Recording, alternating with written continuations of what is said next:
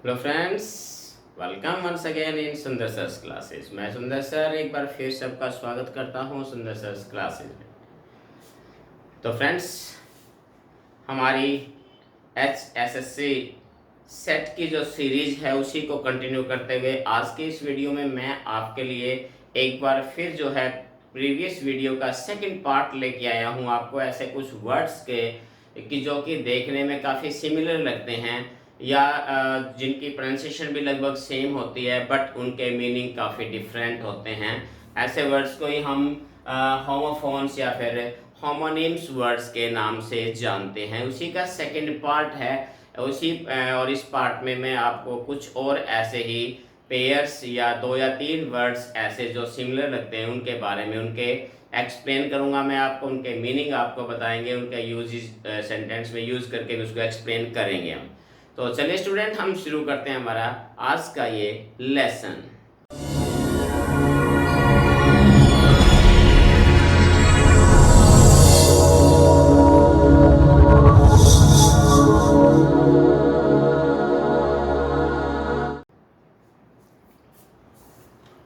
सबसे पहले अगर बात करें, हमारे पास दो वर्ड्स हैं पेयर में, एलिसिट और एलिसिट, यानी स्पेलिंग के अंदर अंतर है और मीनिंग जो है दोनों का सेम है।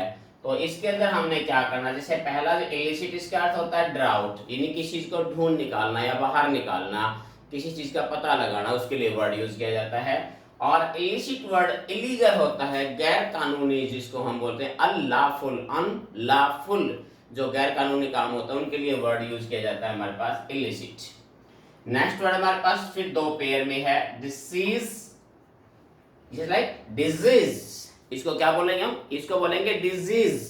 पहला वर्ड डिजीज, जिसका अर्थ होता है इलनेस, बीमारी, जस्ट लाइक कोई भी बीमारी होती है उसके लिए डिजीज, जस्ट लाइक कोरोना है, मलेरिया है, या कोई भी जो है वो डिजीज। और दूसरा वर्ड हमारे पास होता है डिसीज। प्रोनाउंसिएशन में थोड़ा सा डिफरेंस है, यहाँ डिजीज बोला जाता है, यहाँ डिसीज होता है। डिसीज का अर्थ होता है डेथ, मृत्यु, तो ये इसका मीनिंग होता है।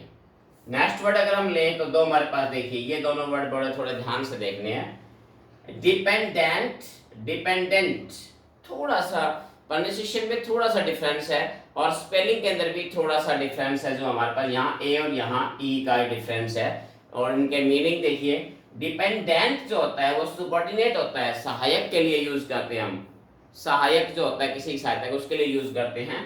डिपेंडेंट जो होता है ये हमारे पास आश्रित होता है, जैसे जो किसी के ऊपर आश्रित होता है उसके लिए प्रयोग किया जाता है डिपेंडेंट, आश्रित किसी दूसरे पे। नेक्स्ट हमारे पास दो वर्ड और है हमारे पास, डिसेंट, डिसेंट, डिसेंट, डिसेंट, थोड़ा सा इनके प्रोनाउंसिएशन में आप देख सकते हैं। डिसेंट का मतलब होता है वेल बिहेव, बहुत ही शानदार, जैसे कहते हैं ना मैं बहुत ही डिसेंट आदमी हूँ, वो बड़ा डिसेंट आदमी है। डिसेंट मतलब शानदार, सभ्य, वेल मैनर्ड, इसके लिए यूज कर सकते हैं आप डिसेंट के लिए।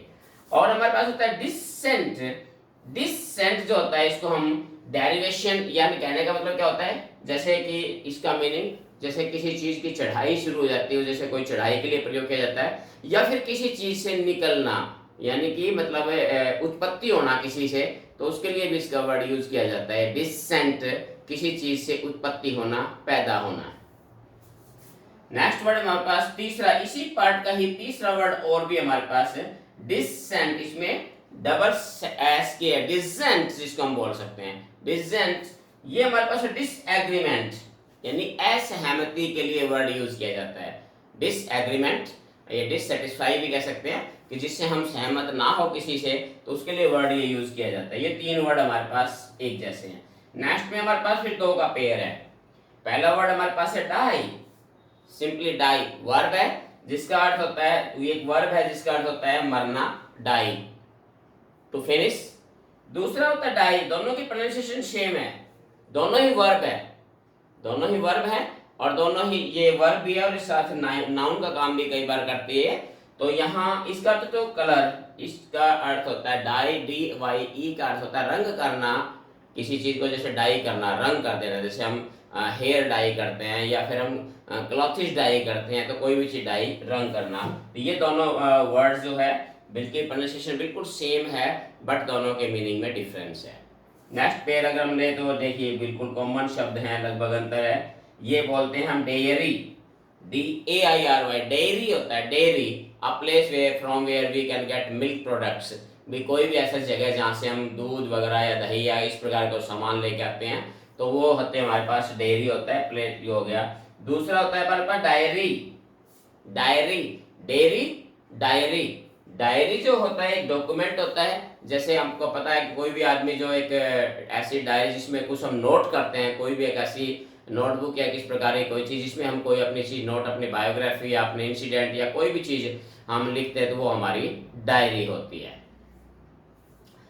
नेक्स्ट में हमारे पास देखिए हमारे पास 3 वर्ड है एक जैसे लगभग। ये हमारे पास है इसमें क्रॉप्स, क्या बोले इसको, क्रॉप्स। क्रॉप्स का मतलब फसल होता है, सबको पता है। Just like the crops need rain, कि फसलों को बरसात की आवश्यकता है, क्रॉप्स रेन। दूसरे में आता है कॉप्स, कॉप्स।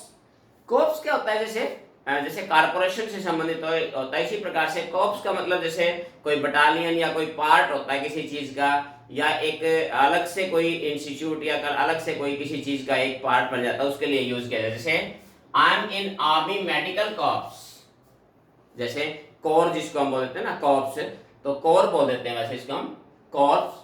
तो जैसे हम जैसे मेडिकल EME कोर है, आर्मी के अंदर अलग अलग प्रकार की जो कॉर्पोरेशन होती है इसके लिए। नेक्स्ट हमारे पास है कॉप्स, ये हमारे पास वर्ड है कॉप्स, आर साइलेंट होता है कॉप्स। कॉप्स के लिए डेड बॉडी के लिए यूज किया जाता है, कॉप्स का मतलब होता है डेड बॉडी। यहाँ क्या इसमें there are so many corps in battle field, युद्ध के मैदान में बहुत सारी लाशें पड़ी हुई थी, तो यहाँ जो है क्या है, कॉप्स का मतलब डेड बॉडी। नेक्स्ट वर्ड में इसमें देखिए हमारे पास है 2 वर्ड हैं ये, कॉम्प्लीमेंट, कॉम्प्लीमेंट। दोनों में थोड़ा डिफरेंस है, सिर्फ केवल यहाँ आई है और यहाँ ई का अंतर है, बाकी लगभग प्रोनाउंसिएशन भी लगभग सेम है। तो अब दोनों का मीनिंग आप सेंटेंस के जरिए समझ सकते हैं। देखिए हमारे पास पहला वर्ड होता है ये compliment, convey my compliment to him. तो यहाँ कॉम्प्लीमेंट का मतलब किसी को कोई अपना संदेश किसी किस्म का, या कोई जस्ट लाइक भी मेरा जो कोई एक किस्म से संदेश, या कह सकते हैं कि कोई सहयोग का कोई भी काम जो है उसके लिए use as a additional assistance के लिए भी यूज किया जा सकता है ये। दूसरा जो कॉम्प्लीमेंट है, ये कॉम्प्लीमेंट हमारा इसका मतलब क्या है, my work is a complement to him.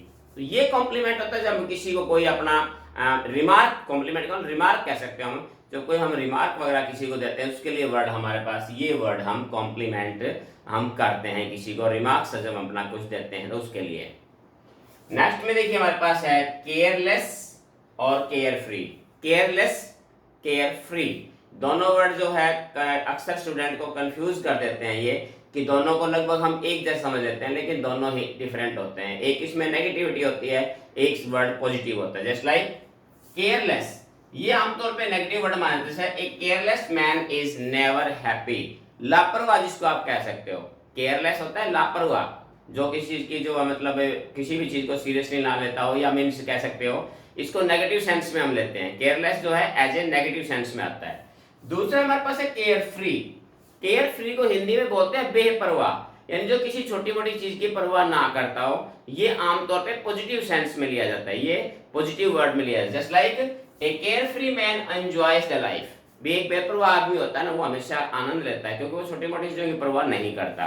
तो ये दोनों वर्ड्स इनको थोड़ा सा अच्छी तरीके से देख लेना कि केयरलेस और केयर फ्री में क्या डिफरेंस है।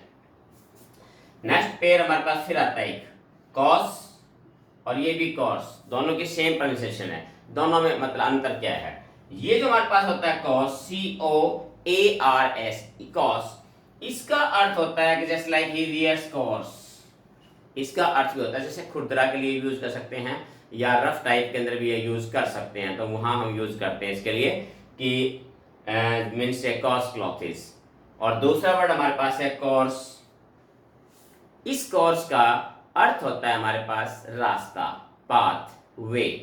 तो यहाँ क्या करेंगे, जैसे you have taken a rough course, ये आपने गलत ऊबड़ खाबड़ रास्ता चुन लिया, तो ये भी आप कह सकते हैं। तो ये दोनों का जो है ना बड़ा, ये दोनों वर्ड जो है बड़े कंफ्यूज करने वाले, दोनों की स्पेलिंग में थोड़ा सा अंतर है, बट कंफ्यूज कर सकते हैं आपको। तो ये हमारे पास कॉस है, इसका अर्थ होता है रफ, खुरदरा। और दूसरा हमारे पास कोर्स, जिसका अर्थ होता है रास्ता। नेक्स्ट में देखिए हमारे पास 3 वर्ड हैं, ये बहुत ही जो है कॉमन है, इसको ध्यान रखना है। क्या? साइट, साइट, साइट, साइट, तीनों की प्रोनाउंसिएशन भी लगभग सेम है। अब इसमें क्या है, इस साइट का मतलब क्या होता है? जैसे ही cited lot of example from Gita, यहाँ साइट का मतलब होता है कि किसी उल्लेख करना, दिखाना, प्रदर्शित करना, लेना, ग्रहण करना। तो यहाँ ये कहना चाहता है ना कि उसने बहुत सारे एग्जाम्पल जो है वो भगवत गीता से उठाए हैं या लिए हैं। तो यहाँ साइटेड का मतलब होता है एक्सपोज करना, टेकन, ग्रहण करना। दूसरा हमारे पास है साइट।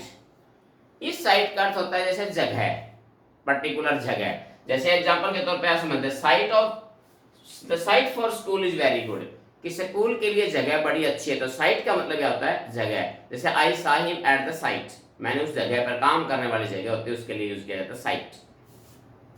तीसरा भी हमारे पास है, इसी की प्रोनाउंसिएशन भी हमारे होते हैं साइट। इस साइट का अर्थ होता है नजर, दृष्टि, दृश्य भी हो सकता है। ठीक है, just like his site is so good, उसकी नजर जो है, उसकी आंखें है बहुत अच्छी है, उसकी नजर बहुत ही पारखी है। The sight of this scene या of this valley is so beautiful. तो यहाँ साइट का मतलब दृश्य भी हो सकता है, साइट का मतलब नजर भी हो सकता है। लास्ट में 2 कॉमन वर्ड हैं, बिल्कुल सिंपल है, दोनों लगभग आपको पता है। पहला वर्ड है इसमें चेक, दूसरा भी है चेक। दोनों की प्रोनाउंसिएशन सेम है, बट दोनों की स्पेलिंग डिफरेंट है और दोनों के मीनिंग भी डिफरेंट है। तो पहला जो हमारे पास चेक है, इसका मीनिंग होता है किसी चीज को रोकना, कंट्रोल में करना, उस पर अंकुश लगाना। Just like please check your bad temper, भी अपने गुस्से पर काबू पाओ। तो यहाँ चेक रोकना होता है किसी चीज को। दूसरा हमारे पास होता है चेक। ये चेक हमारा जो है मनी ट्रांसफर का एक नोट होता है, बॉन्ड होता है, इसको हम कह सकते हैं। बैंक में हम चेक जमा करवाने जाते हैं, यहाँ पर इसमें गिव अ चेक ऑफ ₹10,000। तो चेक जो है ये एक मीन्स एक पैसा निकालने का एक माध्यम या एक टोकन कह सकते हो। तो फ्रेंड्स, ये था आज के वीडियो। इस वीडियो में कुछ नए वर्ड्स जो है आपको सिलेक्टेड वर्ड्स जो है वो करवाए हैं, जो कि होमोनिम्स हैं और होमोफोन्स भी हैं। तो दोनों प्रकार के जो है थोड़ा सा अंतर आप इनका देख सकते हैं कि होमोफोन्स और होमोनिम्स। होमोफोन्स तो वो वर्ड्स होते हैं जिनकी स्पेलिंग भी सेम होती है लेकिन जिनके मीनिंग डिफरेंट होते हैं, और होमोनिम्स वो वर्ड होते हैं जो देखने में सेम होते हैं बट जिनकी प्रोनाउंसिएशन तो सेम होती है बट जिनके मीनिंग अलग अलग होते हैं। तो ये दोनों जो है, दोनों वीडियोस में कुछ ऐसे ही वर्ड्स, कॉमन वर्ड्स हमने लिए हैं, और ये वर्ड्स सारे के सारे इंपॉर्टेंट वर्ड्स हैं जो अक्सर एग्जाम्स में पूछे गए हैं। तो स्टूडेंट्स, इस वीडियो को कंप्लीट जरूर देखिए। आज फिर एक बार मैं आपसे अपील करता हूँ, अगर किसी स्टूडेंट ने चैनल को सब्सक्राइब नहीं किया है तो इसे सब्सक्राइब जरूर कर लीजिए। तो स्टूडेंट्स, आज के लिए इस लेसन में इतना ही, फिर मिलते हैं नए टॉपिक के साथ। तब तक have a nice day, thank you.